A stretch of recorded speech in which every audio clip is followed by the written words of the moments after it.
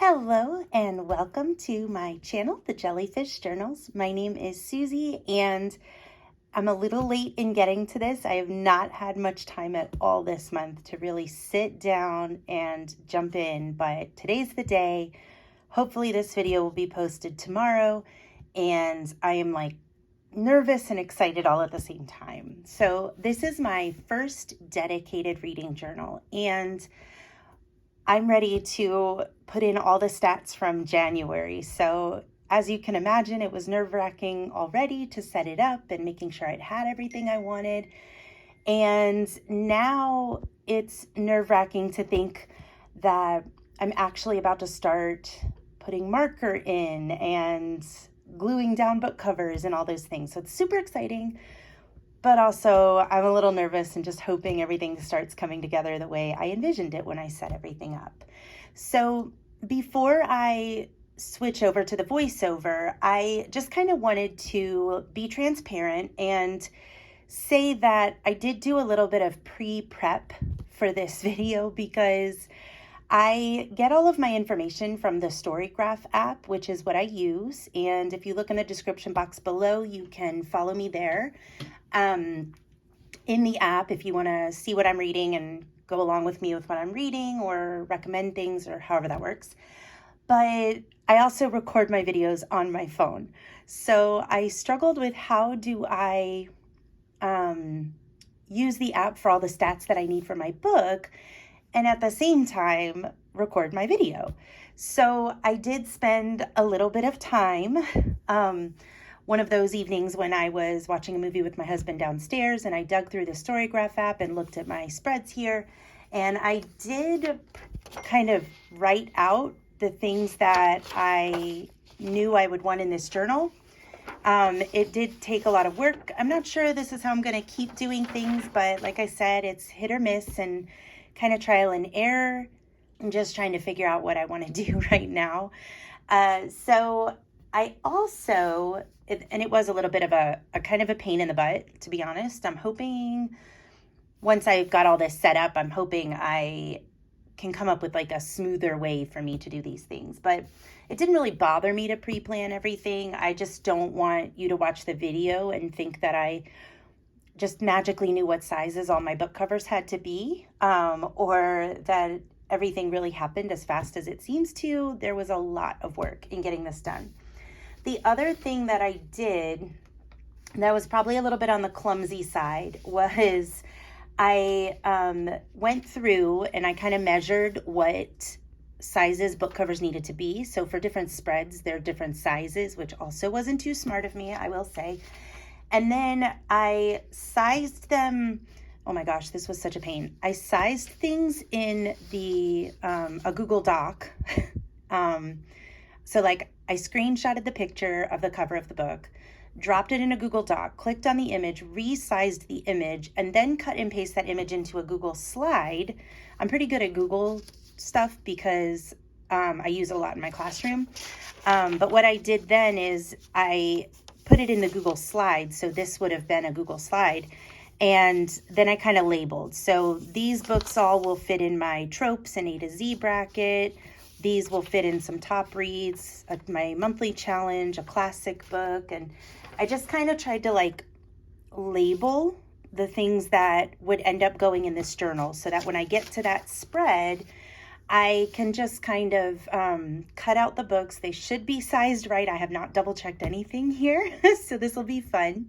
Having said that, full disclosure, let's go ahead and get started.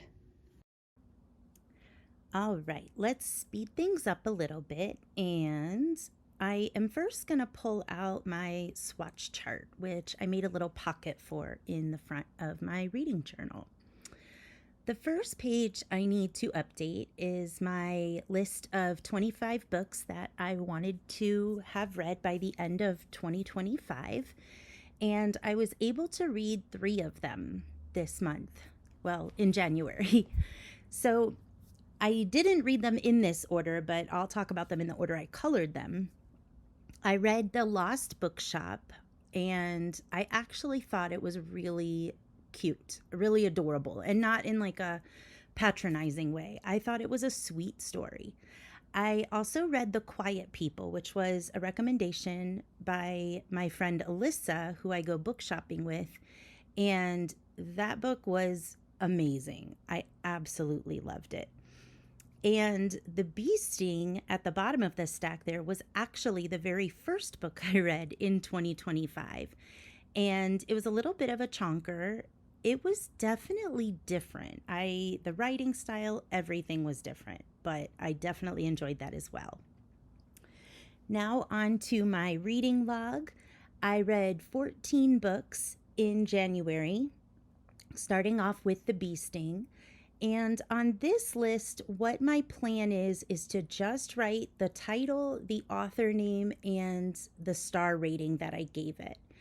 And I know a lot of people do partial stars.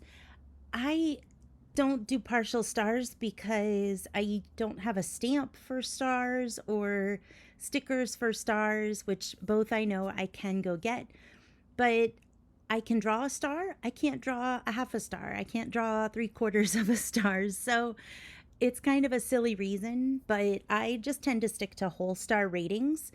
If I'm not really sure if a book, let's say, would be 4 stars or 5 stars, I just kind of try to think, which way do I lean? So if a book would truly be 4.5 stars and maybe it only needed one little thing to make it better, I probably would lean it up to 5 stars. Another way that I determine these kinds of things is, would I recommend this book? Is this a book that I might reread one day?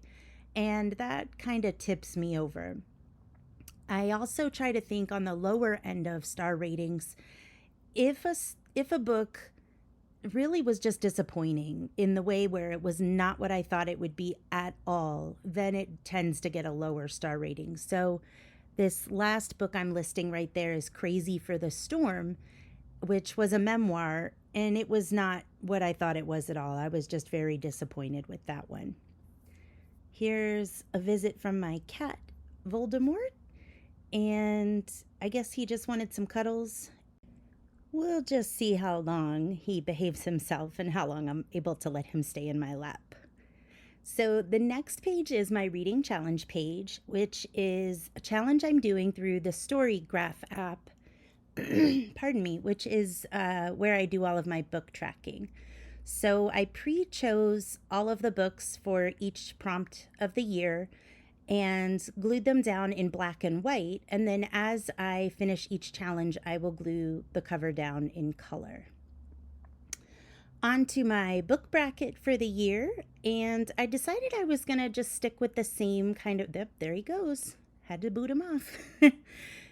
I decided I was going to stick with the same kind of book bracket that I used last year. This works for me, and The Quiet People was my top read for January for sure. On to my books read graph. As I said, I read 14 books, so I just picked a color off of my swatch chart, and it is very satisfying to start the year so strong, I have to say. I don't think every month will be like that, but definitely happy to see that in January. I think I'll do each month in a different color. Up next is my pages read, and I'm not sure what my thought was when I started this, so I just kind of put a dot above January and then realized I have nothing to connect it to yet.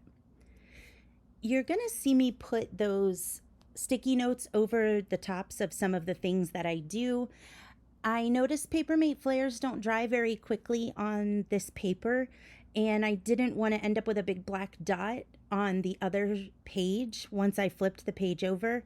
So I put some sticky notes down while it is drying so that it won't smear the page beside it when I turn the page.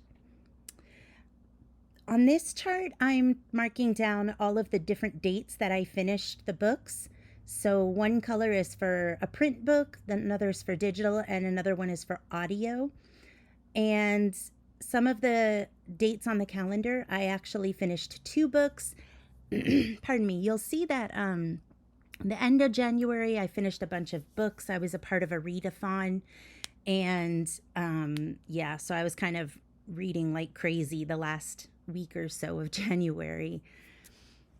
All right, so this is the page I think I've been most excited to try out. And what I did was on the Storygraph app, it tells you when the book was first published.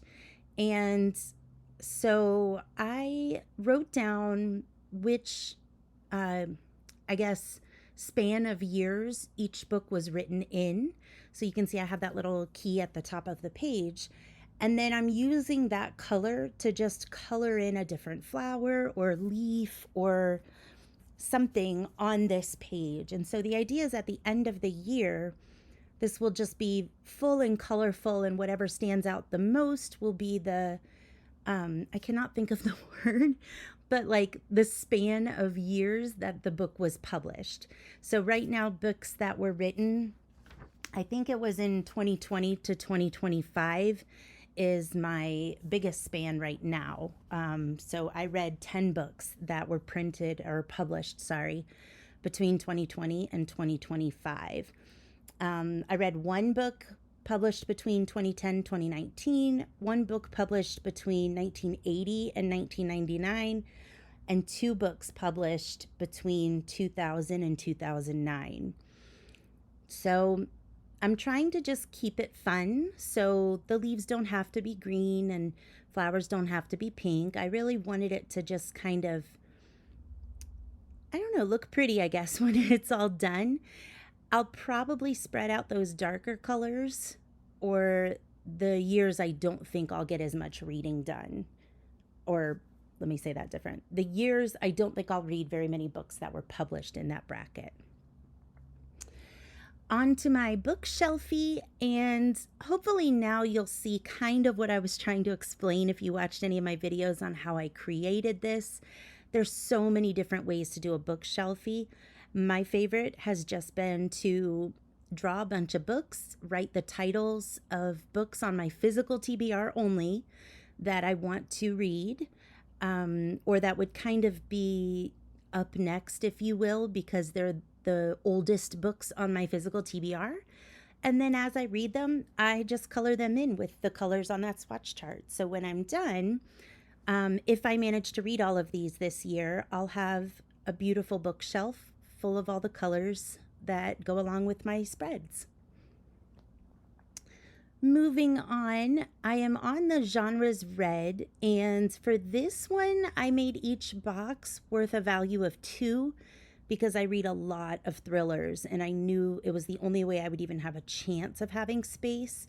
Although after looking at January's reading, I'm not sure I gave myself enough space. So for each of the genres, I read one historical book, one historical fiction, one contemporary fiction, one nonfiction, one memoir, 2 fantasy, 2 classics, which I'll talk about a little bit later, and 6 thrillers. So you can see the thrillers are already quite ahead of some of those other categories. On this page, I'm tracking where I acquired some new books. I got 1 from the library, 2 from secondhand bookstores, 2 from Barnes & Noble, and 4 were gifted to me, although one of them I decided to be a part of a book club at work. So it's kind of a, not a workbook. I'm trying to think, like a professional read, I guess you could say. It's about anxiety in children due to social media and stuff. And so it sounded really good, so I joined, and that's where I got that. So not quite a gift, but I didn't have to pay for it, so I wasn't sure where else to put that. All right, this is my stats spread where I'll document all the stats across the entire year. 14 books read, 5,394 pages read, 9 print, 1 digital, 4 audio, 9 new books, and 0 I did not finish. And for the notes there, I just made a note that one of the books was a book that I was reading for work. All right. The A to Z challenge. I forgot about this last year, but it tends to start filling up pretty rapidly in January because most likely all of the books that I've read, since the A to Z chart is completely empty, I can almost glue down every book I read because I didn't have a lot of books that started with the same letter. I did have a couple books that started with the letter O, so I had to choose one of those. But for J, I have Jellyfish Age Backwards. L was The Lost Bookshop. I was Into the Jungle. I'm trying to keep up with these while I'm watching myself.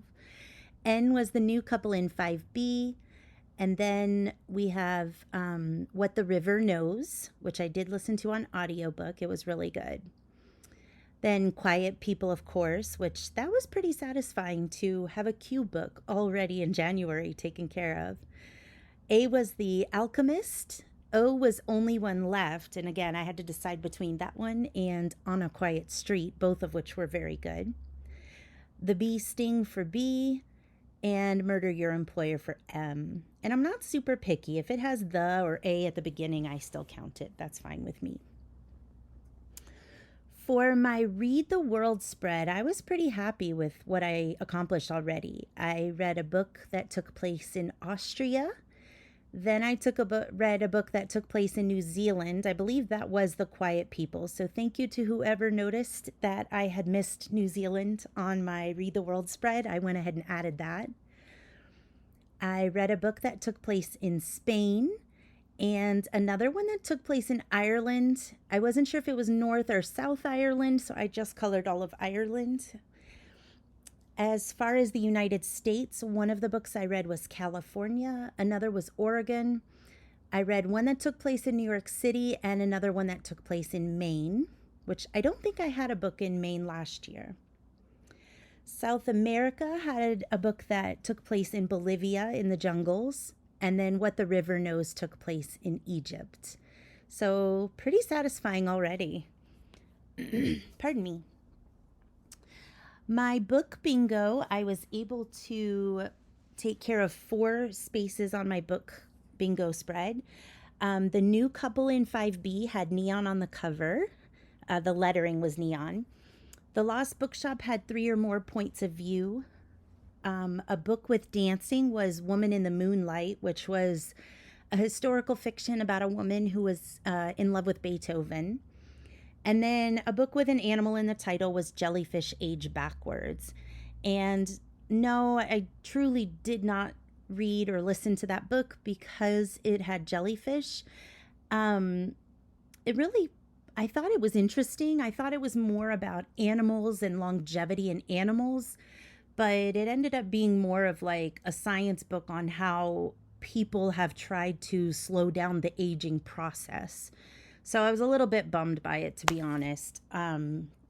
Yeah, but it did have a animal in the title, and well, it is my favorite animal, so I figured it could go on the bingo board. For my Read the Rainbow, I'm still not quite sure how I feel about this spread. So in person, the cover for The Alchemist is very, very orange. When I printed it, it looks a little more red, so I don't know. And the same thing, the bee sting, when I look at it on my shelf next to all my other books, it looks very, very white to me. But when I printed it and anytime I look at it like this, it doesn't look white. It looks off-white or cream. And I don't know how much that bothers me, but I figured I can always cover those later if I have a better option. I only had one book recommendation, but it was actually by 2 different people, and that's Red Rising. And both people told me that it is very reminiscent of the Hunger Games and that I should read it. So that is on my list. As far as tropes, I did want to say, I did realize one thing about tropes. I don't ever want to give off spoilers on my channel. So if you're worried about a spoiler, because once I started doing this, I realized that some of these tropes could be seen as a spoiler, just skip this part of the video, and I deeply apologize. It didn't occur to me till I was gluing things down. So I'm not going to talk too much about this spread, but I did read 4 books this month that fit different tropes in the thriller category, and that's all I'm going to say about that. So, on to classics. I still struggle with how I want this page to look and what I want to do here. So I made a little pocket, and I decided that Whenever I read a book that classifies as a classic, I'm just going to slide it in the pocket. So I printed out larger versions. Both of these books are considered modern classics, which basically just means it's a representation of the time that it was written. It has universal appeal, artistic quality, and deserves lasting recognition. And so I went ahead and printed them and put them in there, but as you could see, they were very removable if I decide to go in a different route as far as classics. I just quite haven't decided yet how I want to incorporate those. But I can see why they would be considered modern classics, so I just don't know yet. But in any case, they have a home for now. And now I'm just listing out the new books that I got in the month of January. I acquired some as a gift from a friend. I picked up Wild at the library for like $1. I've already read it, but I really did love it.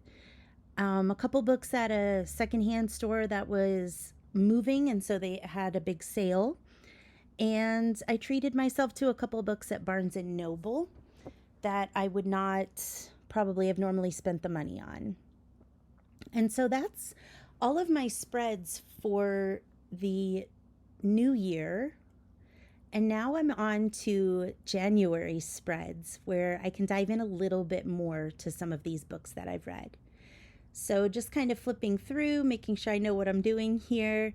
And the first one is my up next list. These were the 5 books that I was hoping to finish in January, and no particular order and no particular reason for these 5 books other than they'd either been on my mind or I knew they'd been on my shelf for a while, and I was ready to have them knocked off my list. All of these are physical books on my physical bookshelves right now that I own. So the only one on here that I knew I had to read in January was Murder Your Employer, because that was the reading challenge book for Storygraph. So since I read all 5 of these books, I'm going ahead and I'm adding some color just to make them look a little prettier. And I decided that each month I'm going to color in the books the color of whatever the theme is, just to kind of keep those colors popping throughout all the pages. So the fun thing about Tombows is you can layer the color. So I did color all of these books using only 3 Tombow markers. And just by layering the color a little bit more, I'm able to achieve some different tones. So you'll see the bee sting here. I'm going to take that darker teal and I'm just going to put some stripes, not strips. I'm going to put some stripes here along the top and bottom of the spine just to make it look a little more visually interesting. The real book does not have those. And then just one light layer on that book there makes the stack look really cool when it's all together. And now up for my reading challenge book. So I read Murder Your Employer, and this book was so cool. So basically, these people have somebody specific in mind that they want to murder, and the world will be a better place if they do. And they go to this school that teaches them how to do it flawlessly so that they don't get caught. And it was just such a different premise. I've never read anything like that before. I really enjoyed it, and to be honest, I bought it because the cover is so gorgeous. Such a dumb reason to buy a book, but it really paid off this time. All right, cover that up so it doesn't smudge. And once again, I'm going to list some new books here. I did realize how repetitive some of my spreads are. I think it's probably mostly just because it's January, so everything going in my yearly pages and my monthly pages are the only things that I have so far in this journal. So I guess meaning that as the year goes on more and that list of, let's say, new books fills out, I'll be able to look at this list and know exactly which ones were purchased or acquired in January, once I don't remember anymore and the lines are a little fuzzy. And there's really no reason to know this other than something fun to make a spread for. And I just realized watching this that I never put my total at the bottom there, so I'll have to go back and do that later. I just totally forgot it was there. My top reads for January were Murder Your Employer, The Bee Sting, and of course, Quiet People. And once I glued these in, one thing I did not think about when I was making these spreads is like the ratio of the sides of a book. So I made these boxes this size because they fit and they spaced out nice. But then when I went to print book covers, I realized the top and bottom of these boxes was going to be much wide, like there would be more space than the sides. So I just went in and filled it in blue, so it's just blue all the way around. And since all 3 of these were 5-star reads this time, I went ahead and added a number 5 there and colored in those stars green. And so hopefully that makes a little more sense now too if you saw my video where I created this spread. And I'm gonna go ahead and put a page in there for the smudging. Here are my January stats. So again, all of those same numbers you just saw me put in there. I'm gonna go ahead and add those in here to this wall. And I still do like this wallpaper look in the background of all of the pictures. So no regrets there. There's some areas where it looks kind of spaced out a bit, but it was definitely fun and an experiment. And I think that's what your journal should be. It should just be a place where it's a creative outlet. You just have some fun with it. I managed to get through more audiobooks than normal again because of that readathon at the end of the month. So go ahead and stick a piece of paper in there, I think. And now I'm on to my last spread, which is the books that I read in January. And this page, I don't know, I thought I measured well for what size I needed to print my covers, and they came out kind of tiny. I'm not going to worry about it right now. I was not going to go through the hassle of remeasuring them. It also didn't occur to me to add a clip to this page so those book covers wouldn't stop sliding around or would stop sliding around like they are. I think at some point I think of a clip, but yeah, I think I was just kind of tired at that point. But trying to find kind of a nice layout for these was just a little tricky because of all that extra white space. I think in the future, I think I might like to print them a little bigger. Because of all that white space, I decided I was going to add some of the green washi that I used in some other spreads down here at the bottom, just to add a little bit more color. And yeah, I'm not a fan of so much white space. And I cut that washi a little crooked, so luckily that Tombow marker is almost the same color, so I just filled in that little white space. Look, see guys, my brain was coming on. That's a beautiful thing. And look, they're not sliding anymore.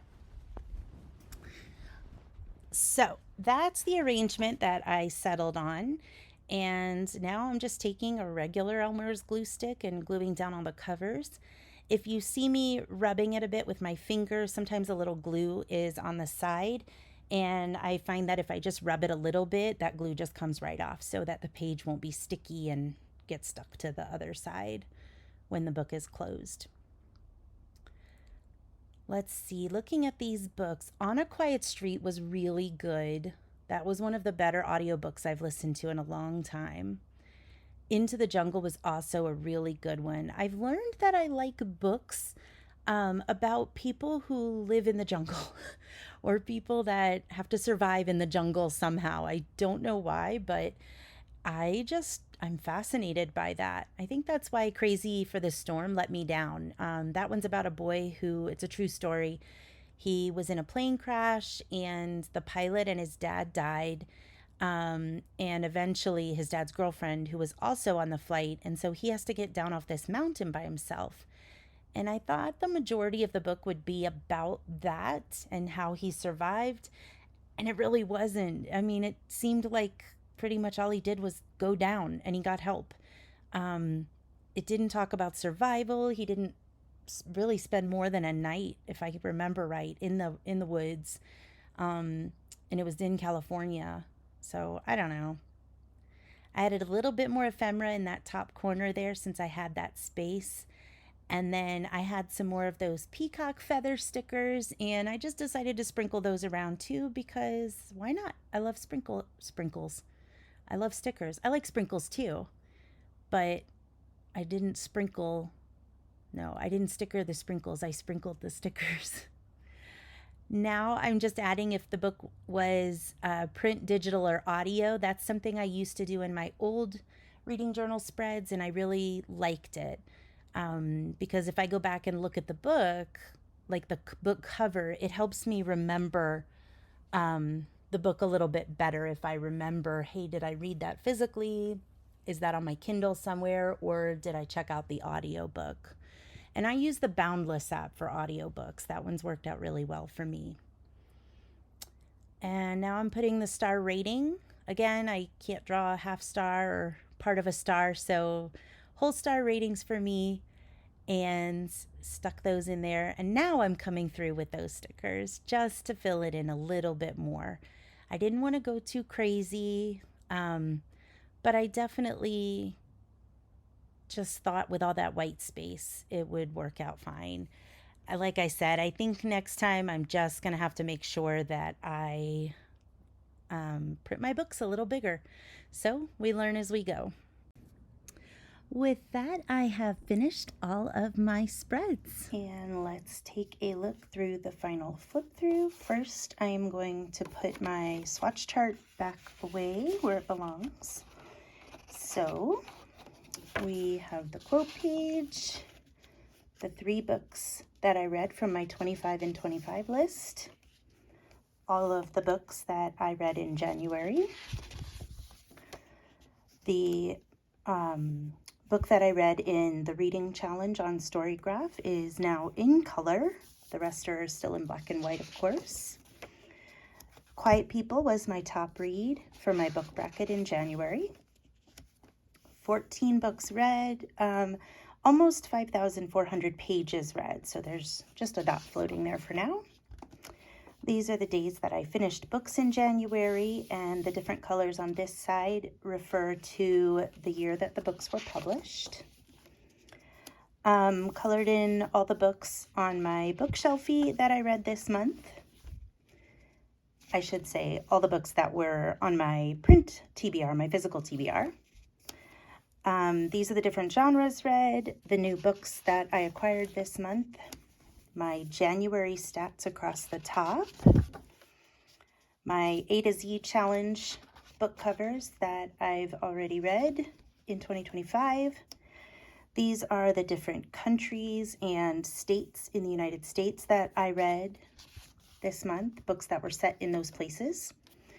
I did 4 book bingos, read 2 books that were qualified, I think, for Read the Rainbow covers. 1 book was recommended to me by 2 different people, which is kind of funny. This spread, of course, will wait till the end of the year for those. I completed 4 tropes off of my list and 2 classics, which I'm still thinking through how this is going to work, but that's working really well for me so far. I did not have any books that were not finished this month, and the new books that I acquired in January. And then, of course, onto my January stats, which will look very much like the stats that I just put in because there's only been 1 month so far this year. I have the 5 books that I was hoping to finish in January, and I did finish all 5 of those, so they're colored in. My reading challenge book from Storygraph gets a little bit of a feature page here, so it was to read a book with an image, and then I recorded some thoughts I had on the book. These are the new books that I acquired in January and my 3 top reads. On this page, it's just a fun way to display the stats for the month. And these are the books that I read in January. And I did add a few decorations to this page just to fill it out a little bit. I think, as I said, next month I will probably, sorry, something sticky here. There it is. I think nope, that's not it. Yikes. Okay.